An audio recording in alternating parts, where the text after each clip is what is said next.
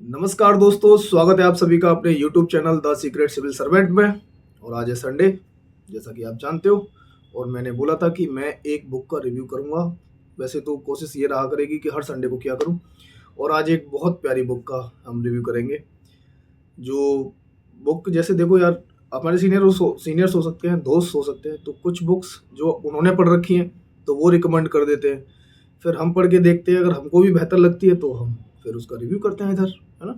तो प्रशांत हैं एक हमारे दोस्त, उन्होंने ये बुक हालांकि बहुत पहले पढ़ी थी, तो उन्होंने बताया भी था कि बहुत बेहतर बुक है। जेफ केलर की बुक है, एटीट्यूड इज एवरीथिंग, मतलब एटीट्यूड ही सब कुछ है।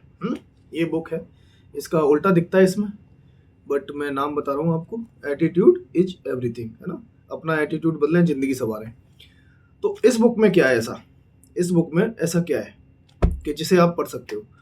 तो पहले तो यह है कि अगर आप मन बनाते हो इसको पढ़ने का, कि आपको लगे कि पढ़ लेना चाहिए, अगर एटीट्यूड ही हमारा अगर गलत है तो इसमें पेज हैं आपके 130। अगर आप 7 दिन में भी अगर आप इसको पढ़ते हो तो 10 पेज डेली के हिसाब से भी 140 पेज पढ़ सकते हो।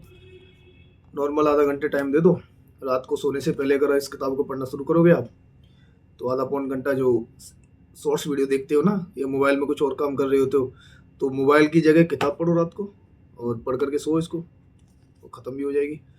अब बात यह है कि इस किताब में ऐसा क्या है। तो जो इनके राइटर है ना, जेफ केलर, उनकी ज़िंदगी स्टार्टिंग में बताते हैं कि मेरी ज़िंदगी कैसे बदली। उन्होंने अपने पॉजिटिव एटीट्यूड को जो चेंज किया। सबसे पहले बात है कि एटीट्यूड को समझोगे, एटीट्यूड क्या है, क्योंकि इसका बुक का टाइटल का नाम ही है, बुक का नाम ही क्या है, एटीट्यूड इज एवरीथिंग। एटीट्यूड ही सब कुछ है। तो पहले ये वकील थे, है ना। तो अपनी वकालत इनकी ठीक ठाक चल रही थी, ठीक ठाक पैसा कमा लेते थे, जिंदगी में सम्मान ठीक ठाक था, पर खुश नहीं थे, जिंदगी से खुश नहीं थे। ये जाना नहीं चाहते थे अपनी उस जॉब पे, वकालत पे, क्योंकि उस बोझ तले दबे हुए थे और उससे बाहर निकलने की कोशिश लगातार कर रहे थे। तो परेशान थे, कह भी नहीं किसी से पा रहे थे। शादी हो चुकी थी, तो इनकी बीवी थी। तो रात का समय था और टीवी देख रहे थे ये, क्योंकि इन्होंने स्टार्टिंग में जो इंट्रोडक्शन दिया है इस किताब में, तो आप इंट्रोडक्शन देखोगे तो उसमें ये बताया उन्होंने कि मेरी ज़िंदगी कैसे बदली। कि रात को मैं टीवी देख रहा था, परेशान था, और बीवी मेरी सोने को जा चुकी थी। तो उस समय टीवी पे मैं चैनल चेंज कर रहा था, तो एक चैनल आता था उस समय पे, मतलब एपिसोड चलते थे किसी के, ये प्रोग्राम चलते हैं ना आजकल, तो द मेंटल बैंक के नाम से, द मेंटल बैंक। अब उसमें बताया हुआ कि आप ज़िंदगी अपनी कैसे संवारें, ज़िंदगी की चुनौतियों से कैसे लड़ें। उसके देखने के बाद उन्होंने उसे कोर्स खरीदा। तो वो कहते हैं कि वह रात जिसने मेरी ज़िंदगी बदल दी। तो वहाँ से शुरू करते हैं। अब इस बुक में क्या दे रखा है और कैसे है, 3 भाग दे रखे हैं इसमें, पार्ट 1, पार्ट 2 और पार्ट 3, है ना। 3 भागों में अलग अलग जो है अध्याय दे रखे हैं। फिर तो तीनों भागों को अगर आप देखोगे कि पहले पार्ट में ये कहते हैं कि सफलता की शुरुआत कहाँ से करें। पहले पार्ट में बताते हैं कि सफलता की शुरुआत मन से होती है। आपके कहाँ से होती है, मन से। और दूसरा कहता है कि अपने शब्दों पर ध्यान दें। जो दूसरा इसका पार्ट है कि अपने शब्दों पर ध्यान दें। और तीसरा पार्ट है इसमें कि ईश्वर उन्हीं का साथ देते हैं जो काम करते हैं। तो 3 चैप्टरों में इन्होंने अलग अलग बांटा हुआ है, उसमें चीज़ें फिर बताई गई हैं। अब आप सबसे पहले समझो कि इसमें बताया गया कि आपका एटीट्यूड दुनिया को देखने की खिड़की है। आपका एटीट्यूड ही इस दुनिया को देखने की खिड़की है। जैसे एग्जाम्पल ले लो, मैंने ये एग्जाम्पल पहले भी लिया था एक बार, कि कोई गिलास है, वो आधा भरा हुआ है, तो किसी को वो दिखेगा कि आधा भरा हुआ है। कोई कहेगा कि ये पूरा भरा हुआ है, कि आधा हवा से भरा हुआ है, आधा पानी से भरा हुआ है। तो ये देखने का नज़रिया है। तो इस दुनिया में किसी भी चीज़ को, किसी भी चीज़ पे परसेप्शन सबकी अलग अलग होती है, सबका देखने का नज़रिया अलग होता है। तो ये है कि आपका जो एटीट्यूड है, जो आपका जनरेट किया है आपने, जो बना है आपका एटीट्यूड, वो इस दुनिया को देखने की खिड़की है ना। इसलिए उस खिड़की को, मतलब अपने एटीट्यूड को बहुत ही स्वच्छ बनाएं, चमचमाता हुआ बनाएं, ज़बरदस्त। उसी से ये दुनिया आप देखोगे कि ये दुनिया बेकार है, खराब मतलब अच्छी है, क्योंकि चीज़ें आपके अनुसार ही चलने वाली हैं आगे। और आगे इसमें बताते हैं कि हम जिस बारे में सोचते हैं ना, हम जैसा सोचते हैं हम वैसे बन जाते हैं, जैसा सोचते हैं वैसे बन जाते हैं, संगत में जैसी में रहते हैं। तो सफलता के कुछ मूल मंत्र भी बताए हैं कि प्रयास, कमिटमेंट, प्रतिबद्धता, है ना, और धैर्य, इन सब का जो मिश्रण रहता है, ये समय मांगता है सफल होने के लिए चीज़ें, है ना। तो और कुछ इसमें एग्जाम्पल भी लिए गए हैं बाकायदा, कुछ बड़े बड़े और लेखक, राइटर्स, जिन्होंने ज़िंदगी में बहुत कुछ उखाड़ा, उनकी बातें ली गई हैं और बताई गई हैं कहानियाँ लेकर के, कि जैसे बिना दबाव के हीरा हीरा नहीं बनता ना, तो वैसे ही कुछ चीज़ें ली गई हैं इसमें, ठीक है। दूसरा जो चैप्टर है उसमें कहता है कि अपने शब्दों पर ध्यान दें। तो ये दूसरा चैप्टर मेरे को बड़ा इंटरेस्टिंग लगा था, कि अपने शब्दों पर ध्यान दें, क्योंकि जो आप डेली लाइफ में बोलते हो ना, पॉजिटिव शब्द होते हैं, कुछ नेगेटिव शब्द होते हैं। जैसे लाइफ में एक छोटा सा एग्जांपल ले लो आप, कोई चीज़ बोलो कि मैं नहीं कर सकता, एक है कि मैं कर सकता हूँ, दोनों में अंतर है ना। अब दूसरे एंगल से सोचो, आप हो और कोई, घर पे ही ले लो, आप घर की बात ले लो। पेरेंट्स लोग हैं, पेरेंट्स एक ऐसे हैं कि जो दिन भर ताना मारते रहते हैं तुम्हें, और एक पेरेंट्स ऐसे हैं जो सपोर्ट करते हैं तुमको, है ना।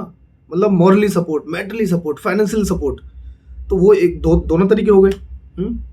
वो शब्द कैसे काम करते हैं, तो कहते हैं अपने शब्दों पर ध्यान दें।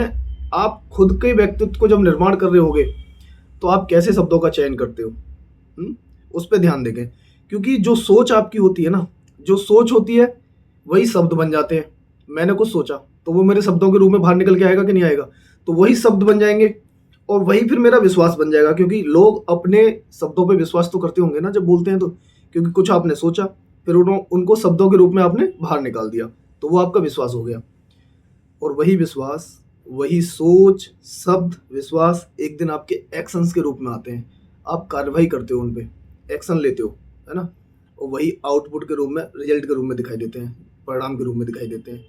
अगर आपके शब्द नेगेटिव हैं, अगर आप नकारात्मक व्यक्ति हो, तो समय के साथ धीमे धीमे उस पर आपका विश्वास बढ़ जाएगा और आपके रिजल्ट फिर नेगेटिव ही रहेंगे। जीवन में सुकून छिल जाएगा, चेहरा ऐसा लगेगा उदासी भरा, लाइफ जैसी लगेगी बोरिंग है, सब कुछ बेकार चल रहा है। तो शब्द भाई के भी हो सकते हैं, दोस्तों के भी होते हैं, पेरेंट्स के भी होते हैं, है ना। और खुद के शब्द आप कैसे चयन करते हो, जैसे एक इसमें बड़ा अच्छा मज़ेदार एग्जाम्पल दे रखा है कि हम डेली लाइफ में बहुत सारे लोगों से मिलते हैं, है ना। और पूछा आपने, नॉर्मल क्वेश्चन बोलते हैं, और कैसे हो विवेक भाई, सब मैं अपना ही बोलूँ, कैसे हो विवेक भाई। विवेक भाई कहने लगे कहिए ना भाई, जिंदगी बर्बाद चल रही है, कल रात बड़ा पेट में दर्द मारा है मेरे, एक तो वैसे भी जिंदगी झंड हो रखी है, ऊपर से पेट दर्द, सेहत खराब रहती है। अब सोच के देखो आप, ऐसा रिएक्शन सामने वाला सुनना चाहता था क्या? वो सोचेगा एक बार को, तो पूछा ही क्यों इससे, ये तो अपना रोना लेके बैठ गया यार, चेहरे पे खुशी नहीं, लटकाया हुआ चेहरा बोले हो, चेहरे पे कोई खुशी नहीं है, लटकाया हुआ चेहरा, उस तरीके से रिएक्ट करो। इससे दो नुकसान होंगे। एक तो बोलने वाला जो कह रहा है कि अरे मैं, जिंदगी बर्बाद चल रही है, क्या होगा पता नहीं, लाइफ का सब ठीक है, ऐसे ही है, वो खुद को भी परेशान कर रहा है उन शब्दों से और दूसरे को भी कर रहा है। शब्द बहुत काम की चीज़ होती है, तुम कैसे शब्दों का चयन करते हो डेली लाइफ में। जैसे अब सपोज करो, एक और एग्जाम्पल ले लेते हैं हम, है ना। आजकल OTT कंटेंट बहुत आ रहा है, तुम क्या देख रहे हो, प्रभाव पड़ता है कि नहीं पड़ता उसका। अगर आप ऐसा कंटेंट कंज्यूम कर रहे हो, सपोज करो कि जैसे एडल्ट कंटेंट बहुत ज़्यादा आ रहा है आजकल, तो जो डायरेक्टली पोर्न देखोगे, पोर्न तो पूरा उतार के रख रखी है उन्होंने OTT कंटेंट में। गालियाँ यूज कर रहे हैं आजकल, जैसे एनिमल जैसी मूवी देख लो, मिर्जापुर जैसी वेब सीरीज देख लो, जिसमें गालियाँ इस्तेमाल हो रही हैं बहुत। तो वो कंटेंट हम कंज्यूम कर रहे हैं और कहीं ना कहीं फिर उसको अप्लाई कर देंगे बाहर निकल करके। और बहुत सारे केस आप सुनते होंगे कि 13 साल का लड़का, 6 साल की लड़की, मतलब उनमें संबंध बन गए या फिर कुछ ऐसा हो गया। क्यों हो रहा है, प्रभाव क्या पड़ रहा है? इन सब चीज़ों का प्रभाव पड़ता है। पर चैप्टर ये है कि आप शब्दों पर ध्यान दें, तो आप कंटेंट पे भी ध्यान दें कि आप कौन सा कंटेंट कंज्यूम कर रहे हो। इसमें बताया गया है कि मित्रों को बड़ा ध्यान से बनाओ, यार दोस्तों को बड़ा ध्यान से बनाओ। तो कहते हैं कि अच्छा, कोई आपसे अगर क्वेश्चन कर ले कि दोस्त तो आपके भी बेकार बने होंगे, आपको कैसे पता चलेगा कि ये दोस्त अच्छा है बुरा है? बोले जब ऐसे लोग मुझे मिलते हैं अपने जीवन में, तो उनसे हाथ मिलाते हैं और कहते हैं आपसे मिलकर के बहुत अच्छा लगा, और आगे बढ़ जाते हैं। समय उनको दो जो आपकी लाइफ को आगे ले जा सके। वो है ना पॉजिटिव और नेगेटिव, आपको सेलेक्ट करना है कि कौन आपकी लाइफ में पॉजिटिव इंस्टांस के साथ आएगा। वो एक सकारात्मकता, शक्ति जबरदस्त। मेरे से पूछो विवेक भाई कैसे हो, दूसरा एग्जाम्पल में, मैंने कहा जबरदस्त, जिंदाबाद, मस्त एकदम, ये दुनिया मेरी मुट्ठी में, जीत लो दुनिया को, है हिला डालो। और एकदम हंसते मुस्कुराते हुए चीजें बोलना, सामने वाला भी खुश और हम भी खुश। ऐसे लोगों से लोग मिलना पसंद करते हैं, क्योंकि वो एक तो जिंदगी को आजाद की तरह जीते हैं, है ना। तो ये अंदाज है दो अलग अलग लोगों का।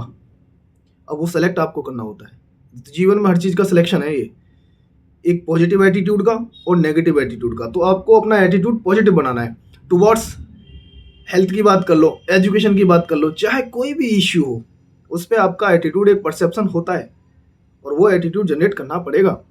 कोई भी समस्या, अगर किसी समस्या को तुम समस्या मानते हो तो वो समस्या ज़्यादा बड़ी लगेगी। वो होता है ना कि पोषण दे रहे हो तुम किसी चीज़ को, तो छोटी सी समस्या उसके बारे में लगातार चिंतन करके सोच करके तुम उसको और बड़ी बनाते जा रहे हो धीमे धीमे। तो ये चीज़ें दिक्कत करती हैं।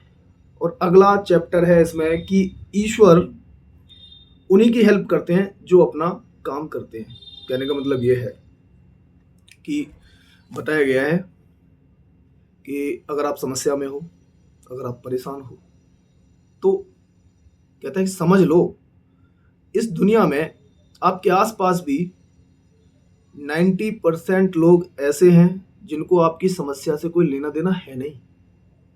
अब बाकी बचे 10%, आपको कोई 10% को तो लेना देना है, मेरे रिश्तेदार है, मेरे परिवार वाले हैं। तो वो कहते हैं कि नहीं, जिनको जो तुम्हारे टच में है, तुम्हें लगता होगा इनको लेना देना है, तो उनको तुम्हारे दुखी होने से और तुम्हारे समस्याग्रस्त होने से मजा आ रहा है, उनको अच्छा लग रहा है। वो उसके समाधान के लिए तुम्हें लगेगा सिंपैथी देने आए कोई, मुझे सिंपैथी, सपोज करो वो तुम्हारे सामने शब्दों के साथ सिंपैथी दे देगा लेकिन मजा तो ले रहा है। तो वो कहने का मतलब उनका ये है। आगे हम कहते हैं कि चैप्टर में कि ईश्वर उन्हीं का साथ देता है जो अपने ऊपर काम करते हैं। और ये सत्य भी है, आगे बताया गया है। जैसे अमीर गरीब होते हैं, तो भगवान इतना निर्दयी कैसे हो सकता है, इतना संवेदनहीन कैसे हो सकता है कि गरीबों की हेल्प ना करे। तो गरीब फिर अमीर क्यों नहीं बन पाते? काम तो करना पड़ेगा। जो काम करते हैं ईश्वर उन्हीं की ही मदद करता है। तो लड़ना पड़ेगा, पॉजिटिव चेंज करो अपने अंदर, पॉजिटिव एटीट्यूड लेके आओ। तो वो सब चीज़ें उसमें हैं कि पॉजिटिव एटीट्यूड कैसे लेके आओगे। और डर का मुकाबला, क्योंकि डर तो हर चीज़ से लगता है। कोई भी चीज़ रिस्क ले लो। अभी सपोज करो मैं आपके सामने वीडियो बना रहा हूँ, एक होता है कि नॉर्मल में जब अपना चेहरा नहीं दिखा रहा होता तो बोल रहा होता हूँ, ठीक है, तो हो सकता है कुछ भी बोल दो, कॉन्फिडेंस में रहता है इंसान। लेकिन जब सामने भीड़ हो, अभी तो भीड़ भी नहीं है, अभी लाइव भी नहीं ले रहा, बंद करके ले रहा हूँ, सपोज करो मेरे आगे 100-200 लोग बैठे हुए हैं, उनके सामने मुझे बोलना है, तो वो भी एक डर है। और डर कई किस्म का हो सकता है। तो उसमें कहते हैं कि अपने डर से बचें और डर से मुकाबला करें और वो काम करें जिसका तुम्हें डर लगता है। बोले डर की मौत हो जानी तय है। चीज़ें बताइए इसमें। और एक टाइम है वैसे 12:30 का हमने वीडियो बना चुका है। तो इनका एक और एग्जाम्पल ये खुद का ही लेते हैं कि मेरा एटीट्यूड कैसा था जिसको मैंने चेंज किया बाद में। तो बताते हैं कि मैं जब हाई स्कूल में पढ़ा करता था तो मेरे जो संग के दोस्त यार थे वो डेट कर रहे थे, मतलब लड़कियों के साथ जाते भी थे। और फिर अपना बता रहे थे कि मैं बड़ा खुशकिस्मत था। कहते हैं कि मैं बड़ा खुशकिस्मत था कि मुझे किसी लड़की ने कभी भी ना नहीं बोला। फिर कहते हैं कि अगर आप मुझे आगे से सामने से देखें तो मैं इतना खूबसूरत भी नहीं था, हाँ लेकिन ठीक था देखने में। पर यह नहीं था कि मैं टॉम क्रूज हूँ, पर यह भी नहीं था कि मैं टॉम क्रूज टाइप का इंसान हूँ, पर ठीक था देखने में। पर मुझे कभी किसी लड़की ने ना नहीं बोला। आगे कहानी चलती है। तो फिर कहते हैं पता ना क्यों नहीं बोला, क्योंकि मैंने उन्हें कभी प्रपोज ही नहीं किया, मैंने उन्हें कभी बोला ही नहीं कि डेट पे चलो। तो जब तुम किसी चीज में कूदोगे नहीं तो तुम्हारे अंदर डर है नहीं, तुम ना नहीं सुनना चाहते। तो तुम जब ना नहीं सुनना चाहते हो तो तुम उस काम को करना ही नहीं चाहते। तो वो ये कहना चाहते हैं कि जब हमें किसी चीज का डर लगता है कि यार ये हमसे नहीं हो पाएगा, तो हम फेल भी नहीं होना चाहते इसमें। अरे जब तुम कूदोगे ही नहीं उसमें तो कैसे पता चलेगा तुम जीत हो रही हो या हार हो रही है। तो कहते हैं कि ये डर मेरे अंदर था और मैंने कभी जो है किसी को, मन करता था यार दोस्त जाते थे लेकिन कभी किसी को कोई पसंद आया तब बोला भी नहीं। तो वो तो उन्होंने लिया कि चलो ये युवा जनरेशन इस डर से गुजरती है, तो ये भी एक डर है। डर एक सफलता का भी होता है। सपोज करो हम यहाँ लगे हुए हैं, सिविल सर्विस की तैयारी कर रहे हैं, तो एक डर है कि सफल होंगे या नहीं होंगे। लेकिन एक वो लोग जो ये पहले से ही एज्यूम कर लें कि इसमें सफलता की दर 0.001% है, तो इस मैदान में जाने से कोई फायदा नहीं, तो उनसे हम कितना आगे हैं कि इस मैदान में कूदे तो सही, लड़ तो रहे हैं। तो वही बता रहे हैं, अपने डर पे विजय पाने की कोशिश करो, लगातार कमिट हो जाओ, लड़ो। तो बड़ी शानदार बुक है। इतना ही मैं इसमें बोलूँगा कि एटीट्यूड इज एवरीथिंग। कुछ कोटेशन है, बहुत सारी कोटेशन इसमें दे रखी हैं। यदि आप अपने सपने देखने की हिम्मत कर सकते हैं तो यकीन माने उन्हें साकार भी कर सकते हैं। किताब है, मोटिवेशनल बुक्स तो रहती ही है ना। जिस इंसान ने ये बुक लिखी है वो स्टार्टिंग में 5 लोगों के सामने भी ढंग से बात नहीं कर पाते थे। पहली बार जब बोले थे कि मैं जब मोटिवेशनल सेमिनार लेने जा रहा था तो मैं लिख करके ले गया था और वो भी मैं ढंग से नहीं बोल पाया। तो प्रैक्टिस एक चीज़ होती है जो समय के साथ सुधरती है, लगातार इंसान को बनाती है। तो आपको जो भी डर लगता है किसी भी चीज़ का, बेझिझक करिए, क्योंकि प्रैक्टिस ही एक दिन महान बनाएगी। वो मतलब उस चीज़ में महारत दिलवाएगी। महानता तो छोड़िए, फिर हम अपना काम तो करें। क्यों? हम अपना काम तो करें। तो वैसे इस सप्ताह मैंने 2 किताबें पढ़ ली थी, तो मैं सोचा दूसरी किताब को भी इसमें इंक्लूड कर लूँ, फिर वीडियो थोड़ी बड़ी बन जाएगी, पर ठीक है ना। जिसे देखना होगा वो देख लेगा। एक बुक है बेबीलोन का सबसे अमीर आदमी। इसमें ज़्यादा नहीं बताऊंगा मैं, वो बुक मुझे ज़्यादा पसंद आई थी। बुक तो ये भी अच्छी है, पर ये लगेगा आपको कि हाँ ये मेरे काम की चीज़ है, इसे ही बताओ तुम, पढ़ना लिखना छोड़ो, बस बेबीलोन का सबसे अमीर आदमी, मुझे इंडिया का सबसे अमीर आदमी बनना, बताओ तरीके। तो ऐसा कुछ नहीं है, ये बुक है अच्छी, जॉर्ज एस क्लेसन की बुक है। तो बेबीलोन नाम का एक शहर हुआ करता था पहले, तो उसी की कहानी और उसी के पात्र उसमें उठाए हुए हैं। बस ये है कि उसमें प्रैक्टिकलिटी बताई गई है कि किस तरीके से आप चीज़ों को करें, कैसे आप बजट मैनेजमेंट करें, आपकी जितनी आमदनी होती है उसका 1/10वां हिस्सा बचा के चलें। मतलब 90% आप अगर अपनी बेसिक चीज़ों पे खर्च करते हो तो 10% बचाएं हमेशा। तो वो उसको फिर अच्छे से निवेश करें।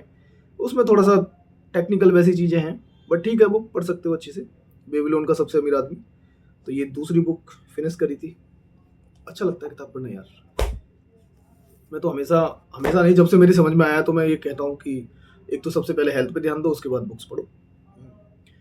2-4 चीज़ें होती हैं आपके आसपास भी, आपको ऐसा नज़र आता होगा कि कुछ लोग पढ़ लिख लेंगे अपनी सिलेबस की चीज़ें, है ना, कंपटीशन क्रैक कर लेंगे, पर उनका मेंटल लेवल नहीं पहुंच पाता वहाँ तक, है ना। उनका मेंटल लेवल वही छिछले स्तर का रहता है, ना समाज की समझ है ना मानव की समझ है, बस वो साइन थीटा कॉस थीटा करके निकाल करके पढ़ लिए, या फिर कंपटीशन की जो बेसिक चीज़ें थी उनको पढ़ करके कंपटीशन क्रैक कर दिए। अगर मेंटल लेवल की समझ ढंग से हो जाए, इंटेलेक्चुअलिटी लेवल पे पहुंच जाए, कैसे पहुंच पाओगे? उसके लिए पढ़ना पड़ेगा, काफ़ी पढ़ना पड़ेगा, तब जा करके तो तुम वहाँ पहुँचोगे, उस स्तर तक पहुँचोगे। और ये दोनों चीज़ें एक ऐसी होती हैं कि हेल्थ को लेकर के आए थे तो हेल्थ तो पहला इशू, मेरा मानना है वो हमेशा रहा है कि हेल्थ को सबसे प्रायोरिटी पे रखो, उसके बाद अपने मेंटल लेवल को बढ़ाने पर काम करो। और मेंटल लेवल किताबें ही बढ़ा सकती हैं आपकी, क्योंकि कोई इंसान पूरी ज़िंदगी खपा देता है उसमें, तब वो अपने अनुभवों के साथ कोई चीज़ आपके सामने थोड़ा सा कंसाइज करके लेके आता है। मेरे भी सब फंबल हो जाते हैं ना मुंह में। चलिए चलिए, अब 18 मिनट की वीडियो बन चुकी है, ज़्यादा लंबी वीडियो नहीं बनाएंगे हम। Okay, thank you so much, bye bye.